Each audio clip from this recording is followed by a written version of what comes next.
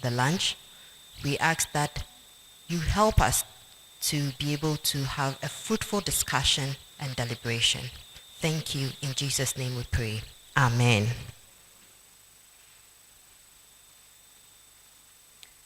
Next on the list is the welcome address, and I would call a representative from ISSER to give us the welcome address.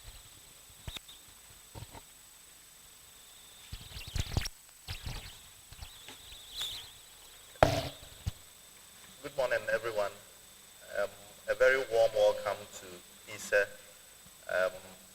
As you might all know, ISSER is a semi-autonomous research institute here at the University of Ghana, and we believe strongly in collaboration with other institutions within.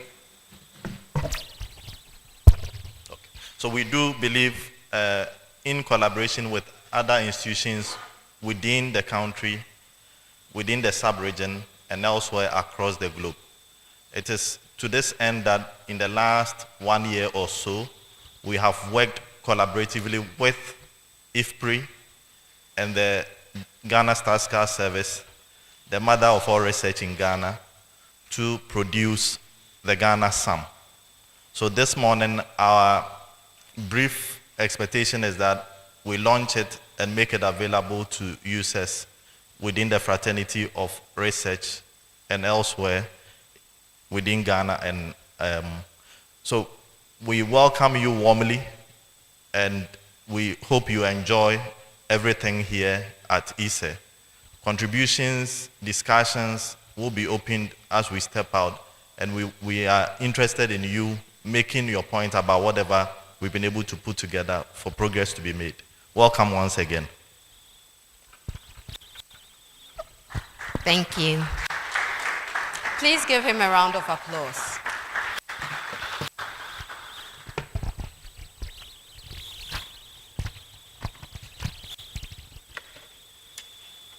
I would like to introduce our chairperson for today. He is a research fellow at ISSER. He's been with ISSER since 2018. He has experience also working with the World Bank as a consultant in the Chief Economist Office in the Africa region. He has a rich experience doing development research across continents, and this has not only enhanced his ability to work with teams, but also given him the appreciation for the need to explain research outcomes. Please welcome your chairperson, Dr. Andrew J. Holmes. So, thank you very much, Nanama. I thought that the statement I made earlier was enough. So I'll keep it brief, that you are all welcome once again. Today, our assignment here is simply to launch the Ghana Sum. And we are happy to have in our midst the government statistician and a representative from ISSER called Andam. They will all be here with me to jointly chair the process. So without much to say, I just say, let's keep the program moving. Welcome again.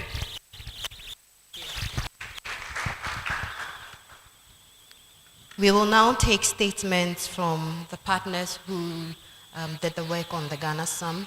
We will take our statement from the government statistician, Professor Samuel Kobena Enim. Thank you very much, Dr. Nanama. Good morning. Good morning. I always want my feedback because it tells me that we are all on the same page. It's an extreme delight for us at Ghana Statistical Service to be part of this launch of the 2019 Ghana Social Accounting Matrix.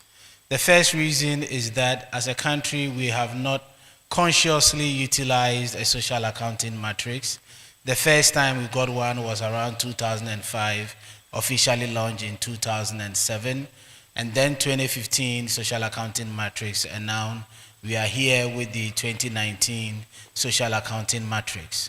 one would wonder why in 2023 you'll be publishing a social accounting matrix with a reference date of 2019.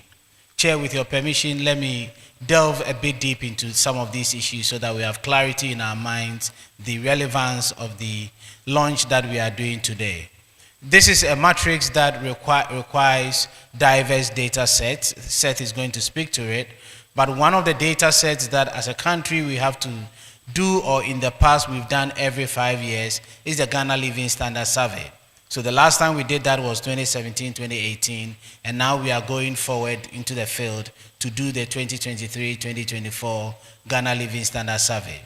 The social accounting matrix rests with some other macroeconomic indicators, specifically the GDP that we release on quarterly basis and on annual basis, of which we get another product, which would be the input-output table, which would eventually help us to do the social accounting matrix. So it is not like any other statistic that we can say that it can be done on a regular basis, like quarterly or annually, but as I indicated, it requires diverse data sets, for which reason it takes some time. I did indicate that we have not fully utilized it, so I'll take the opportunity to highlight three products that I think they are important for us to keep in mind while we launch the social accounting matrix. As an academic in my previous life, the first time I worked with social accounting matrix is when we thought about how removal of different taxes and imposition of different taxes would influence our poverty levels, incidence of poverty. It is my hope that this launch would get us into the space where anytime we think about issues around taxes, whether VAT increase, anything around import taxes, and you want to put a cap on it in terms of what value it should be, the first thing you think about is how can we use the social accounting matrix to really tell us whether it's going to plunge people further in poverty or it's going to take people out of poverty. The second example has to do with a recent report that we've launched at the Ghana Statistical Service, which is the Trade Vulnerabilities Report. I would urge all of us to go out there and look at it. We have emphasized headline statistics as a country and as academics at the neglect of the disaggregates. The social accounting matrix is one of the statistical products that allows us to deal with the disaggregates, that allows us to understand the structure of the economy. So if we don't take up these statistics and continue to work with a GDP figure of that, an inflation figure of that, we wouldn't be taking the country anywhere. This is the statistical product that will tell us whether the economy is moving in this direction or is moving in that other direction. Chair, my last remark has to do with the times that we find ourselves in and the relevance of the social accounting matrix. COVID has hit countries in different shapes and in different forms. The Russia-Ukraine war has hit different countries in different shapes and in different forms. This is one of the important statistical products that would help us understand how Ghana has been hit either by COVID or either by the Russian-Ukraine war. So it is my hope that we wouldn't leave this to only academics. I see one or two people here in the policy space. I hope we can take this up and get a better understanding of the economy so that we end up with what I've been saying in the last couple of weeks, escaping the informality trap that hits us in different shapes and in different forms. Thank you very much. Thank you very much, Prof. Enim. We will now take our second statement from IFPRI. We have Dr. Cole and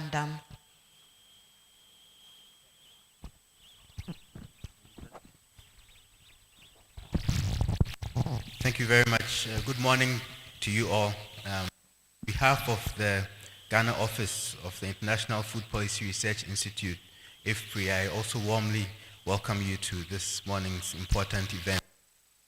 Be able to join Seth, Asante, and the rest of the Ghana team here for this launch, along with our key partners from Ghana Statistical Service and ISSER. We are delighted and very pleased that we have such a broad array of partners in the room, and so thank you all for joining us. I really want to thank the donors to the IFPRI Nexus Sum program overall, especially USAID and the Bill and Melinda Gates Foundation for the sustained support that makes it possible to continue these important updates of the social accounting metrics. Professor Enim has already talked about the various years in which the SAM has been updated. As some of you may know, that those years track very well with the years in which IFPRI has been working in Ghana for several years on policy analysis and support on various topics, how to use agricultural productivity as a lever for economic growth, how to ensure that that growth is more equitable and broad-based, and including a broad array of portfolio of research on agricultural issues such as fertilizer policy responses, going beyond agriculture to how to prioritize investments in various subsectors, improving nutrition, and strengthening capacities for analysis within the country. Now, I think there are a couple of things that have become very clear to us in IFPRI over the years, and I'd like to highlight them. One is the importance of partnerships, and as you can see here in the room, we have really expanded our range of partnerships. I'm really pleased that we have had this close partnership with GSS and ISSER on the update of the SAM for this year. I want to continue that because this has been very fruitful. Secondly, on a more practical note, we want to all focus immediately on using this updated SAM, and Professor Nim has already mentioned a few areas, so I won't go into details on those, but the important point is the relevance of this event is not only for today, but extends into the next months and years as we see the SAM being used to analyze the impacts of the myriad shocks that we see on the economy. And so for that reason, it's very good to see the participation today. Let's continue the work on analyzing the impacts on shocks. Let's continue the work on looking at the structural issues within the economy.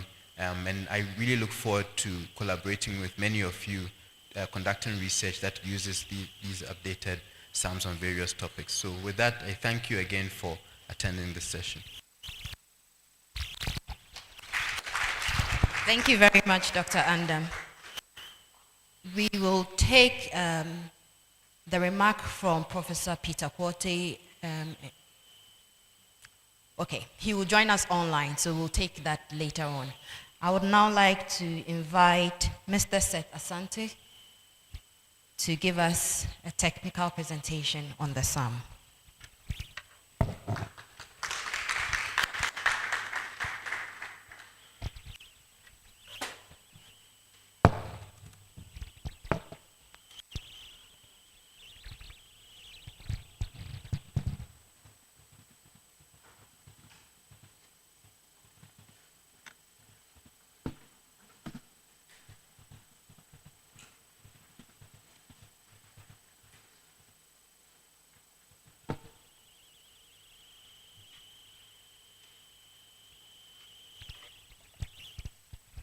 Thank you, Nana. The chair, the government statistician, the country representative, the program leader for IFPRI, distinguished guests, and all protocols observed. So I'll be representing the team that kind of put the whole SAM. Very relevant to get a data set that addresses all these data sources and to have a holistic view of the economy to address both direct and indirect shocks within the economy, specifically aimed at addressing policies within the economy.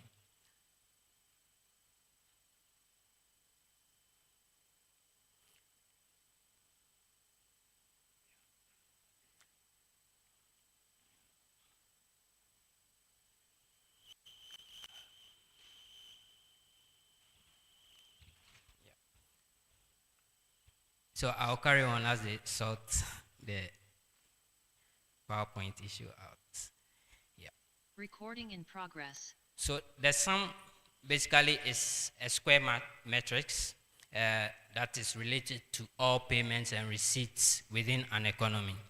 Now, this is a comprehensive approach that captures all transactions within an economy and is always consistent with national accounts, keeping it consistent and balanced in relation to national accounts. Next slide. So a sum actually is not a model, but it also forms a database in which economy-wide analysis can be done.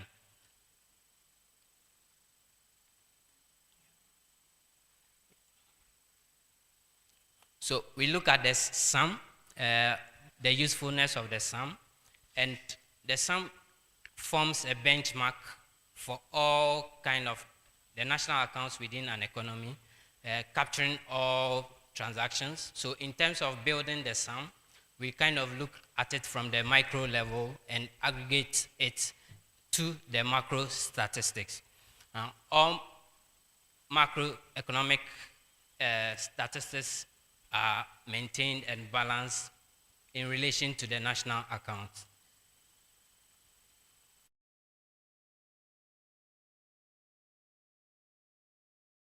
In which we kind of look at the linkages between firms, households, enterprises, non-governmental and governmental transactions within an economy. Now, this database is structured in a way to capture various things. So we can use the sum in terms of analyzing value chain impacts, kind of looking at production and also employment. We kind of also looking at it from the macro aggregates level, linking it to the socioeconomic outcomes within a country. So the sum is useful for that, looking at GDP linkages and income distribution within an economy. Yeah. The social accounts also permits us to also look at some poverty analysis. Now, the Ghana Statistical Service, the Institute for Statistical and Socio-Economic Research, and IFPRI as a whole. So in terms of this collaboration, this has kind of existed over the years with data support coming from the Ghana Statistical Service, technical support also coming from IFPRI, and also in-house capacity to ISSER as well.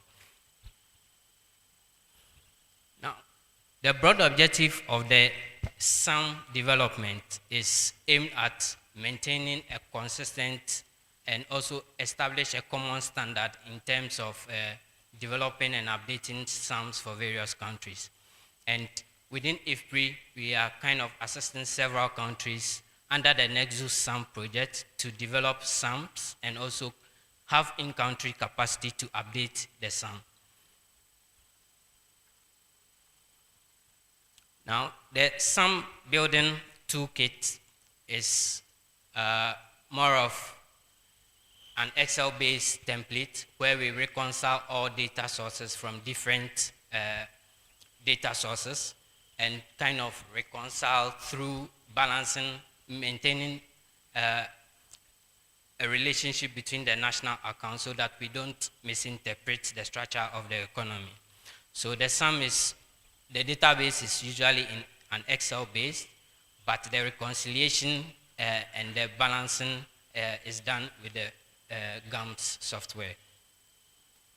Now, I would like to introduce you to the Ghana sum, but first of all, I would like to introduce you to how the structure of the sum looks like.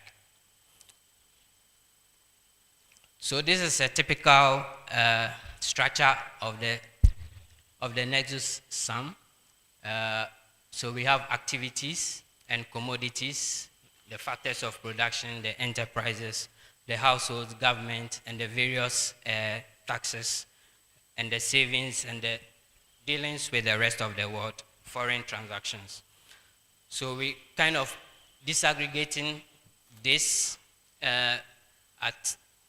looking at the GDP and at market prices, being consistent with national accounts. So we have the own household consumption, the investments by government, and government fixed assets as well. We look at the exports and imports, and also we have the value added, which is also, we kind of look at it at the GDP at factor cost. So this is typically how the SAM database looks like, capturing various disaggregated activities and commodities, how they contribute to the Ghanaian economy. So we kind of look at the key definitions within the SAM. So we are looking at the activities and commodities, where we classify the activities as entities that carry out production within an economy. Then the commodities section looks at the markets and goods and non-factor services. Government income and payments also is captured, and we look at the various government accounts and tax accounts as well. When we look at the domestic and non-government institutions, we kind of looking at the enterprises within the economy, and also the transfers that are linked to other institutions. Household consumption in the SAM is distinguished between own consumption and marketed consumption, where the household markets their goods as well.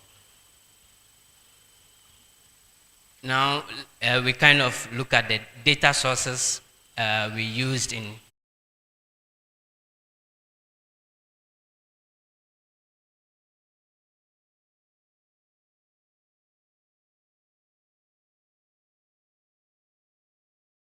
table that was put together by the Statistical Service, and we have government financial reports capturing that, the balance of payment, also from the IMF. We kind of looked at the IMF as also a data source, because we are constructing a standard sum where it involves other countries. So to maintain the standard and also keep the records, we are kind of using some international organizations which government reports to. So in terms of disaggregating the activities, still key, we use the 2013 rebase series of the GDP, and also looking at the crops and livestock sector within the agricultural sector, we use the FAO-STAT database. And also with the mining sector, we kind of look at the Ghana National Industrial Census Survey. We are also happy that the year has commenced with the Integrated Business Survey 2023, which will be capturing all sectors. So we'll be happy to kind of keep the updates going with these databases available.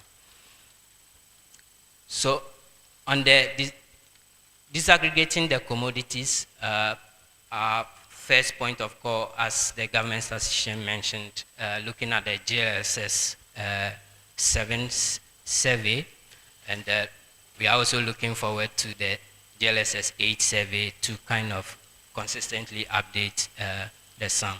So in terms of private consumption, that is the household consumption and households' own share, we fell on the GLSS 7 in computing the shares.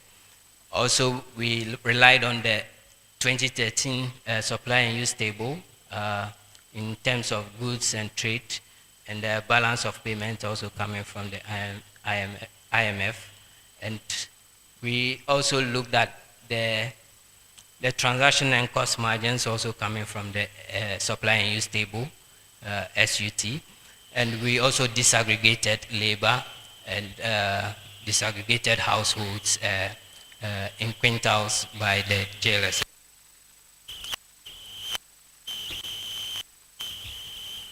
So the summary of the data sources that we use in constructing the sum, whereby we maintain strict standards to some classification code, like the ISSER 4 and the harmonized system codes. And we also kind of maintain consistent balancing with the government financial statistics, and also the balance of payments, and also making high esteem the national accounts data.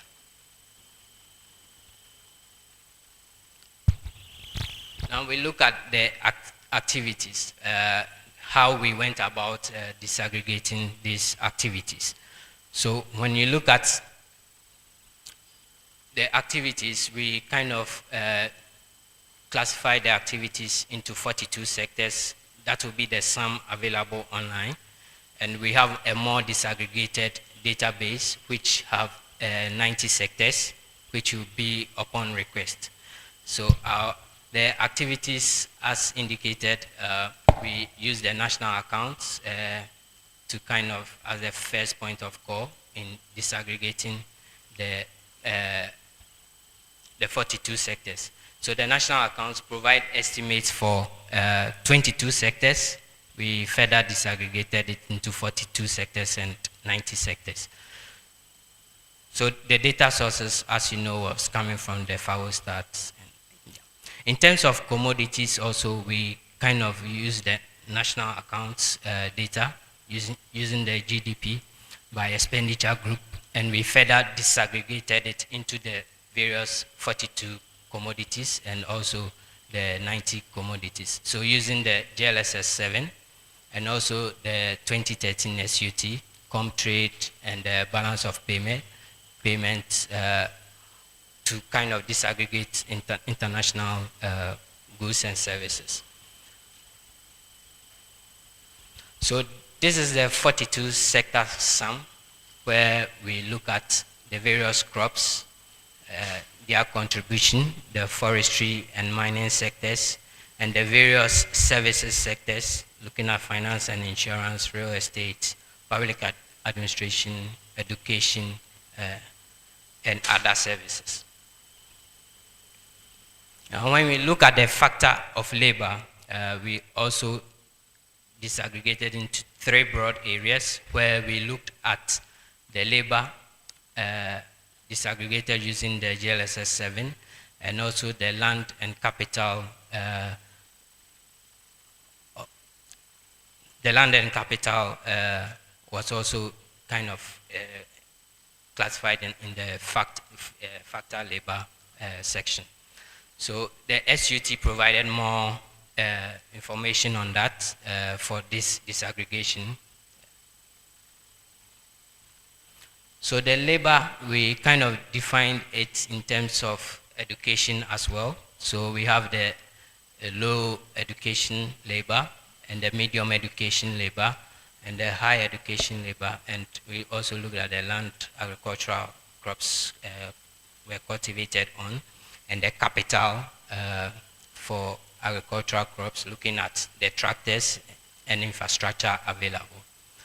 Households within the sum were disaggregated across using the GLSS 7, as I stated earlier. The value of crops and enterprises were also kind of paid to household groups based on reported farm enterprise activities. Yeah. So this is how we classify the household into quintiles. So we have the rural and urban. In terms of other accounts, we looked at the transaction costs of goods between producers, markets, and other borders. So we have the various tax components in the other accounts, and also foreign transactions within economies. So we're kind of looking at each sector in terms of production and trade in 2019. So we identified agriculture to be contributing 19% to GDP, which is 18.5 to GDP, which is also consistent with national GDP figures. We have crops dominating, which is also consistent with national GDP.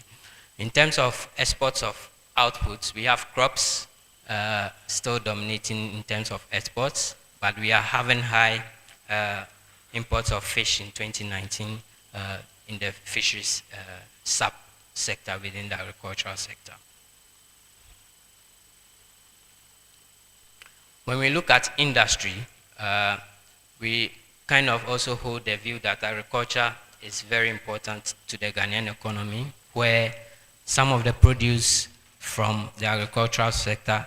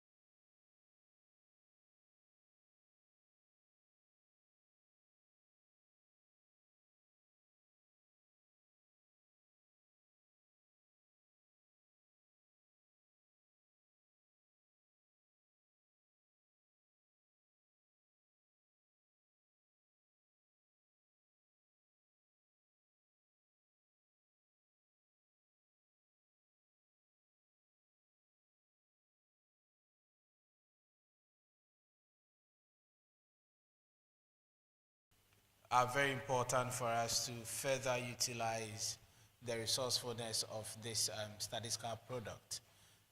The first question is very important, once again, from the perspective of the SDGs, because we don't want to leave anyone behind. And Ghana Statistical Service really has some experience in handling persons with difficulties in reading or seeing, for that matter.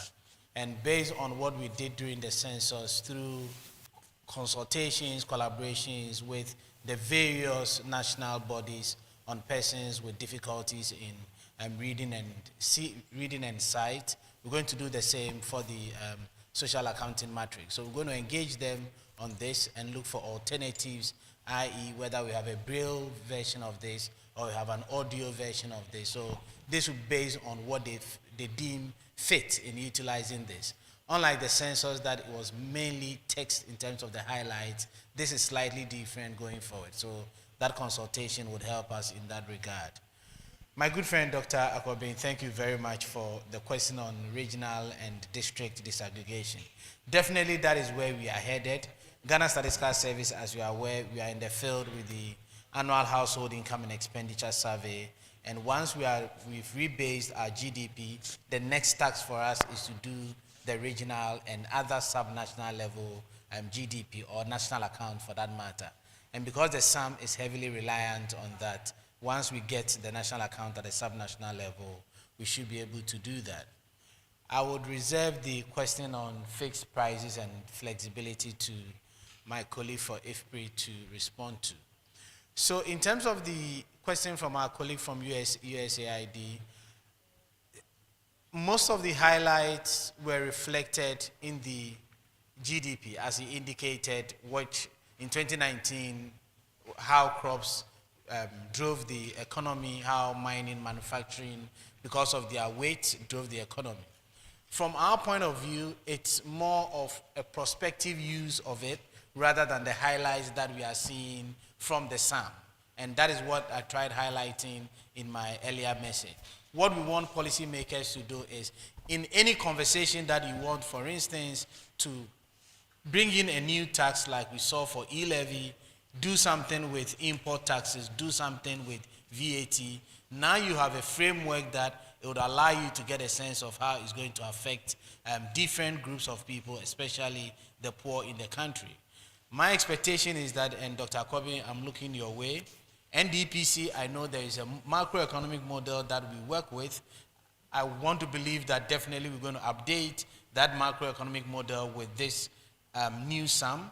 I know the Bank of Ghana has its own model. I know Ministry of Finance has its own model. So all the agencies that try to resolve their challenges or to get a sense of how the economy will behave because of a new policy, this is the time to revisit the macroeconomic models that we have. So let's look at this from a prospective perspective rather than strictly what we found based on the highlights. Thank you. Thank you. So I'll address the question on the fixed prices and the CG analysis. Yeah, so we kind of considered the prices over time, looking at the variations, so it was not a fixed price. So in terms of the sum that we have, it's also good for CG analysis.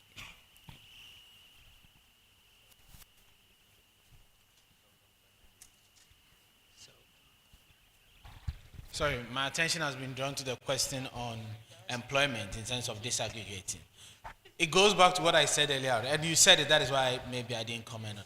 This is the best time to do this kind of analysis because on the back of the census, we have disaggregated employment into various categorizations. Fortunately for us, because of the annual household income and expenditure survey, as most of you are aware, we start doing the labor mobility. So beyond the categorization of the employment classifications, we can now do some analysis based on the labor mobility, especially from the formal sector to the informal sector across the three subsectors. And as you rightly said, this is a sector-based tool, and we are hoping that policymakers would make good use of it. Thank you. Thank you. We'll take the next round of questions.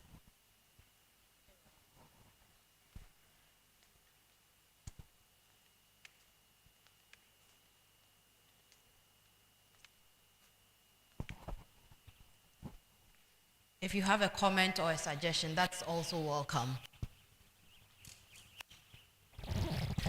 Thank you very much. Since there are no questions yet, if I may add to the response about the policy recommendations from the question of Corina, I think what I would say is this updated SAM allows us to add to the toolkit that we have for further analysis to then provide policy recommendations.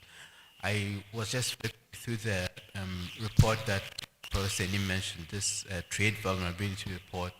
I think one of the things, the striking things I've been reminded, the exports from Ghana come from four, over 80% from four commodities, right? One of them, of course, in agriculture being cocoa, but the others are, gold and petroleum. So what we should be thinking about, we've had a recent series of crises, COVID and Russia, Ukraine, and we know how the economy has been exposed. So what can we do? I think we can use this tool now to see whether there's a way to use the crisis as an opportunity to draw attention to the more productive sectors of the economy, like other agricultural exports apart from cocoa. This has been a long-standing issue, but I really think that there's a lot of attention now on the vulnerabilities, having to go to the IMF. What then we can use the updated SAM for is to do analysis that brings attention. What can we do now in other agricultural sectors, the food system of an emerging economy like this to reduce that vulnerability that we have? Thanks. Thank you, Dr. Anda. Please, any other questions?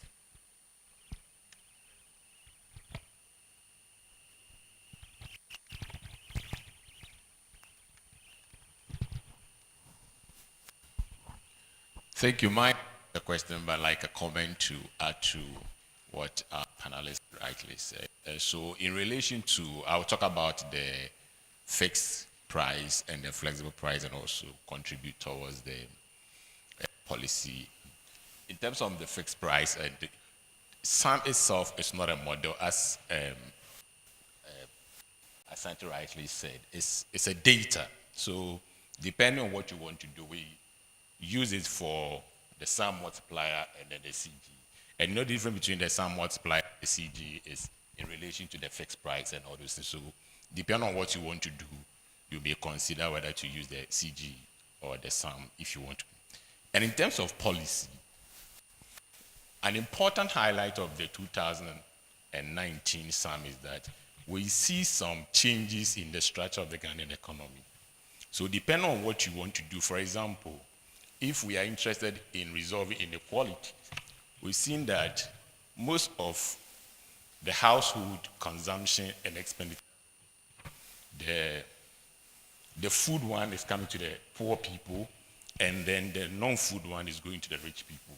So it gives you an indication of the structure, and then gives you a targeted approach so that you know that, like Doc rightly said, if you're interested in poverty or inequality, then the policies should be targeted towards these kinds of foods, these kinds of activities. So the sum in general is very good, giving a microstructure and patterns that has evolved over time, and then we can direct policy directly to those things. So that wouldn't be a holistic policy that we have been doing over the years. Thank you.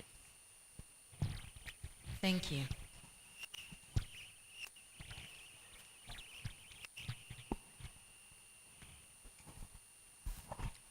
Thank you. My name is Richmond. I'm from ISSER, and my question is directed at the government statistician.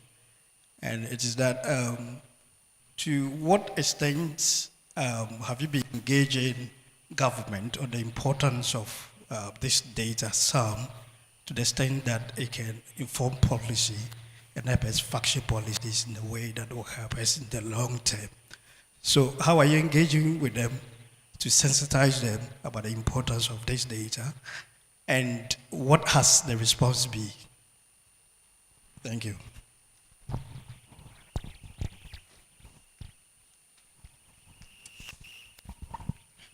Thank you very much. My name is Kwaji Opoku from CSPS University of Ghana.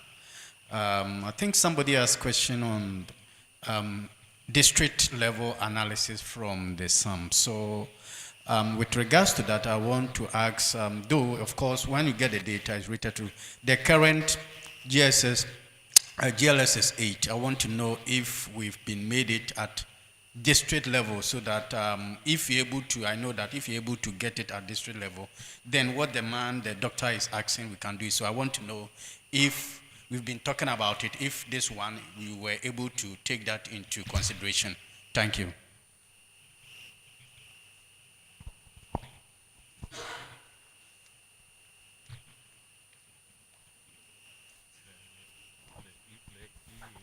Thank you. My name is Monica Lambon Kwefiu from the Department of Economics at the University of Ghana.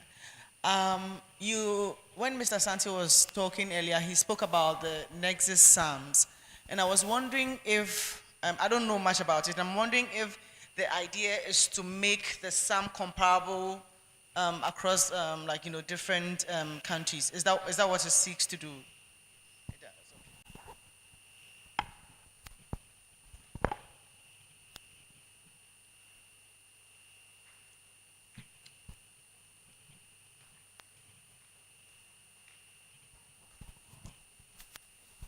Thank you. My name is Abu Saidu, Feed the Future Policy Link Ghana. I wanted to find out what were some of the data challenges that the team faced and how you managed to overcome that. Thank you.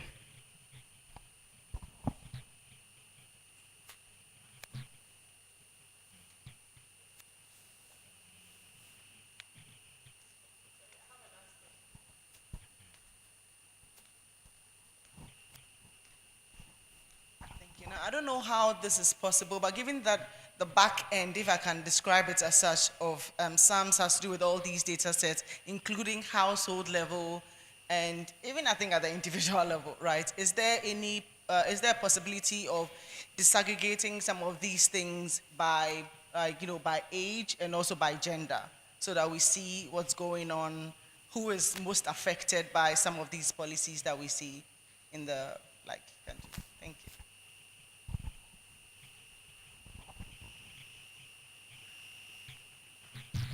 Thank you very much. The question on engagement with government, I guess, prompted Joy FM to bring their mic closer. So I must admit that we have not structured a formalized engagement with government specifically on SAM. Coincidentally, it was the discussion I was having with my colleagues from IFPRI this morning. We are going back to think about how we package it. As both Seth and my colleague indicated, this is not a statistical product like what we always put out, like GDP, inflation, and so on. It's strictly a database. So for the hierarchy of policy making, it has to be targeted, and I have a strong inclination that some capacity building should occur. I don't think even awareness of the sum and its interrelations with an input-output table, supply and use table, and GDP and all the different data sets is clear in the minds of all of us, especially for those of us who did not do some economics. So we're going to engage IFPRI on it from a capacity building point of view, a sensitization point of view, and then package the possible policy issues very well tailored to the various MDAs. So thank you very much for bringing that up. The question on GLSS, the answer is yes. So for the first time, we're heading into the GLSS, making sure that in all our 261 MMDAs, we have one EA at least. Sorry, either one or three EAs at least in each of the districts. That gives us the opportunity to make some analysis for each of the districts. I would comfortably leave the three questions to Seth. Thank you. Yeah. So with relation to the SAM, the NESO SAM project aims to kind of build, use a standard toolkit across countries so that we can easily compare the databases based on the standard approach. The data challenges, yes, yeah, definitely the sources of data and the times of release also is a factor in terms of building the SAM. So once the data is not available, it's difficult to move on in working on the SAM. So it's more of collaboration and engagement with partners like GSS on board to kind of fast track access to data to kind of update the SAM.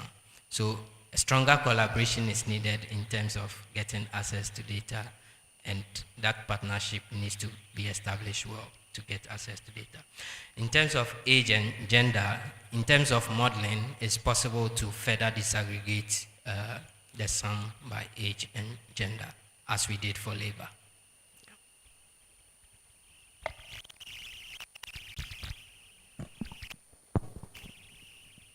We'll take our last round of questions, comments, suggestions.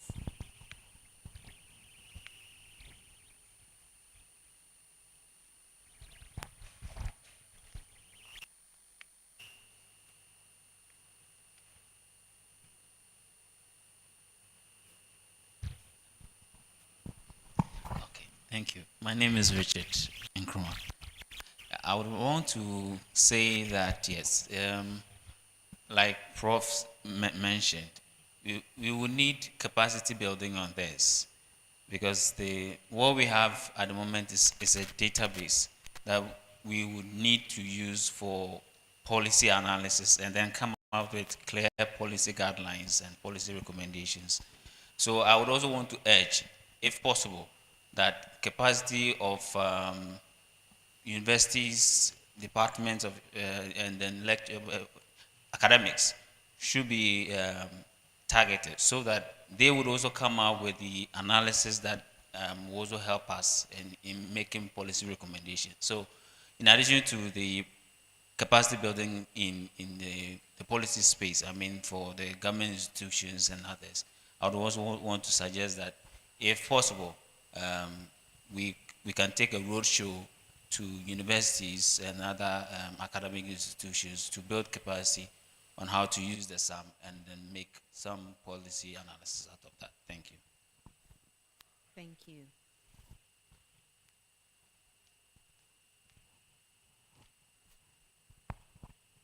All right, my name is Isaac Ofieje, Joy News, and since we are speaking about database, I want to ask, is there a plan for sustainability? Because sometimes we come up with such beautiful database, and in probably 2024, 2025, you want to refer to some for a very recent data, but you go there and what you get is 2019 when we are in 2025 or 2026. So is there a clear path in terms of updating this database? And is it going to sit as a silo or is it going to be online for easy access and availability?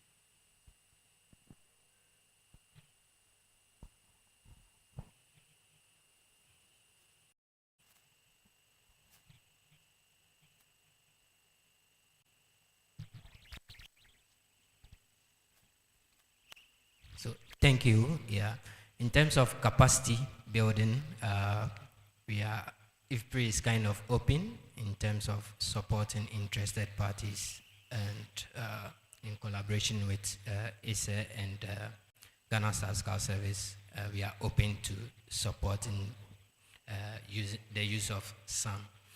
In terms of sustainability, the whole idea of the Nexus SAM project is to build in-country capacity. That's how come we have established a partnership with Ghana Statistical Service and ISSER. So at some point, IFPRI might pull out to have in-country strength to develop and update the SAM. So that is the whole sustainability approach in terms of having ownership of the SAM in-country. Thank you very much. Chair, let me take this opportunity to announce that Ghana Statistical Service will be coming back here on Tuesday to launch the Made-in Online Statistical Bank. And we're going to precede the launch of the online statistical bank with a hackathon, which we are running in 5 of our public universities to see how within a space of, I think, X number of hours, they can analyze the census data and come up with a product. This is something that we can easily do for the SAM. And it's a conversation that we're going to take up with, I see my colleagues from the Department of Economics, UG here. We can take that up and see how we can do a university engagement of the hackathon on how people can analyze it. During my undergraduate and graduate, I never heard of SAM. I only heard of SAM when I finished my education. So clearly we need to revisit how academics were approaching SAM. And from the comment from Richard, I think this is an entry point for us where we can get universities, especially Department of Economics and related disciplines, to see the kind of analysis that they can do. So that is very important. And that is a way of sustaining it in a different way. I did mention earlier that, and Seth also emphasized, the first time we published SAM was in 2007. It took us 8 years to have another reference period of a SAM to 2015, and now we're talking about a 4-year gap. I'm not just thinking about the sustainability of it, but minimizing the regularity of updating the SAM. So definitely it's a database, it's a statistical product that has come to stay, but our goal is that we ensure that if it's 3 years, if it's 2 years, we stick to that regularity of release. Thank you very much. Yes, if I may just add a few words. I completely agree on shortening the times between the updates, also because of the frequent shocks that we are seeing. So you can see that maybe the economy is changing. It's important to update to reflect that. And just to add a point also on the important question of government engagement that Richmond, I think, raised. The extent there can be government engagement, I think, depends on 2 things. The first, the capacity strengthening that can occur in various institutions, not just the universities, but also even within government entities, some of the policy analysis units. That's one thing. The second is, I think that it's important to have a engagement that spreads across, so it's not only coming from GSS or let's say from ISSER, but a broad range of partners focusing on these issues. I think it's great that we have, for example, Policy Link, that from the name, linking also, right, bringing evidence to policymakers.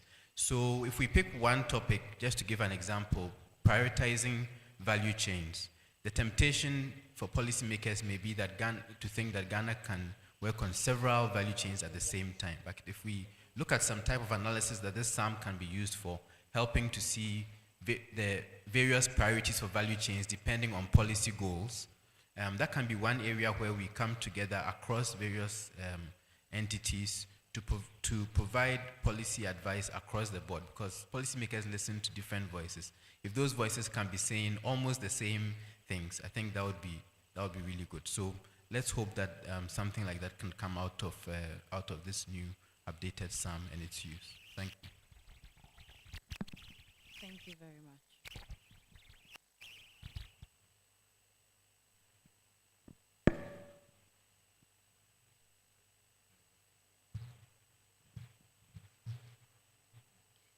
Thank you very much. It looks like we don't have any more questions, comments, or suggestions. So we'll move on to the next item on the program.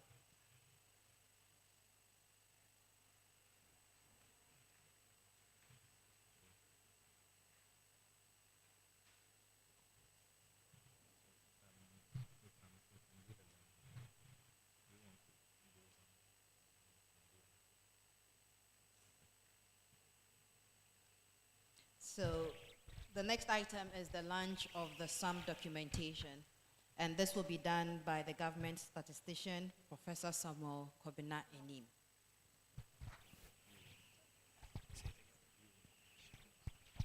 Thank you very much, colleagues, once again for enduring us for the past 1 hour. I think we've reached the climax of today's engagement. Been penciled on the program to do launch of the 2019 social account. But Chair, with your permission, I would request that the three panel would be on their feet to join me do the launch of the 2019 social accounting matrix. So colleagues, we have this card that we're going to share a copy to each one of you who is here. And the essence of this is to provide an official launch to the 2019 social accounting matrix. So on behalf of the management and board of Ghana Statistical Service, on behalf of IFPRI, the management board, and as well as ISSER, we declare officially that the 2019 Ghana Social Accounting Matrix is duly launched.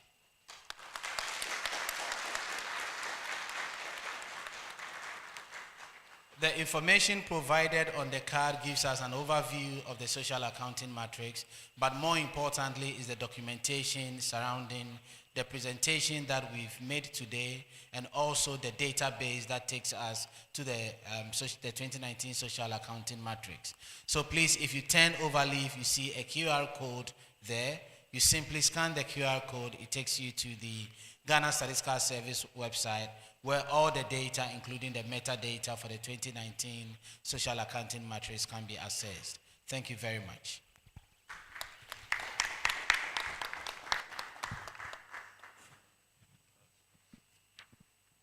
Thank you very much, Prof. Enim. We'll now have the chairperson's closing remarks. Yeah, so I'll briefly continue and so we wrap up. So first of all, a big thank you to everybody for making time for this. I also go ahead to thank the JS for making time for this. IFPRI colleagues, extremely grateful. So I also put down 5 key points, and I elaborate briefly. So ownership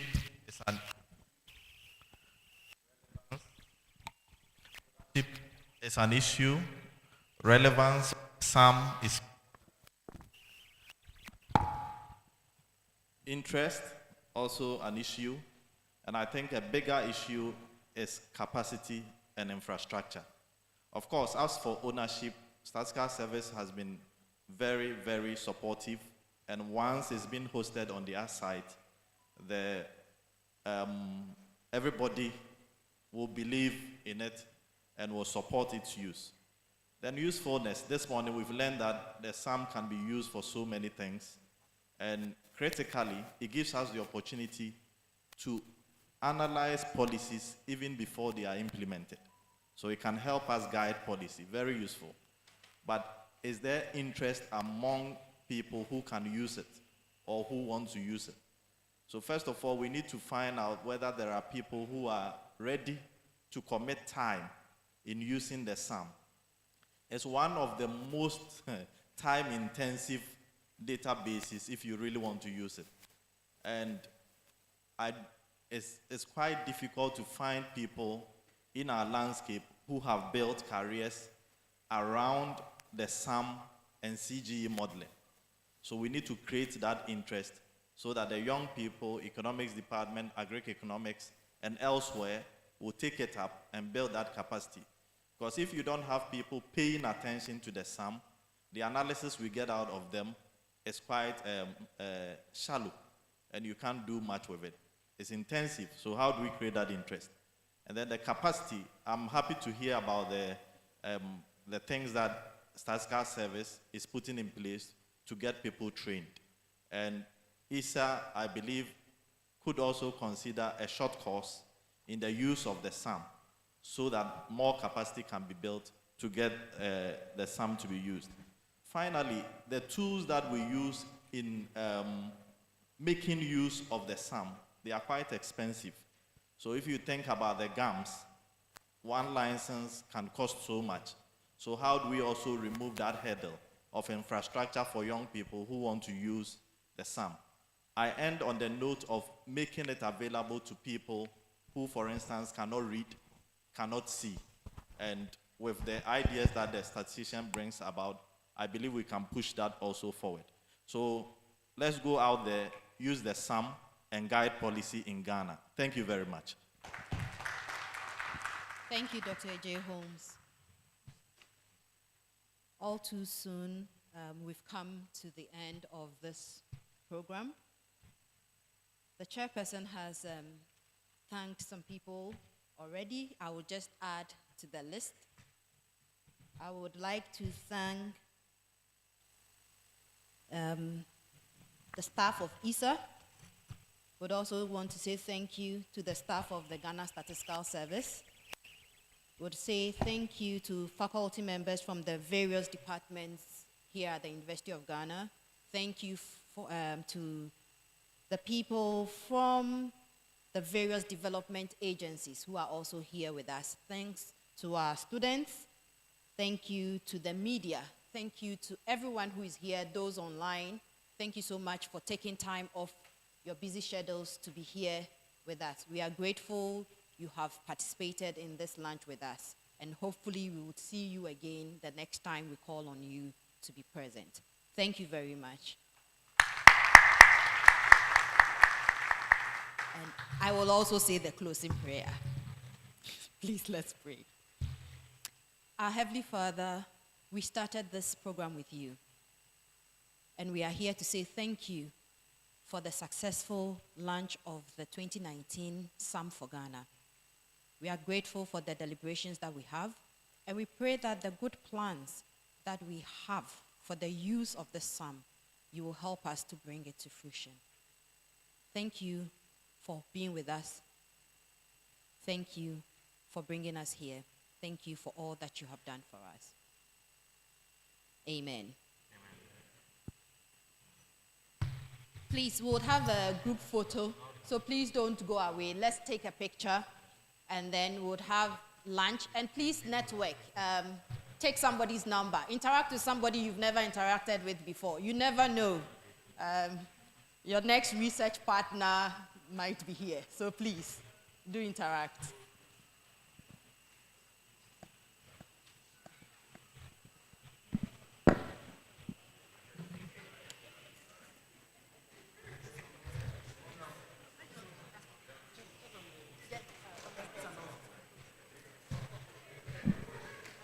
So the picture will be taken just outside this door. Please let's go out for the picture.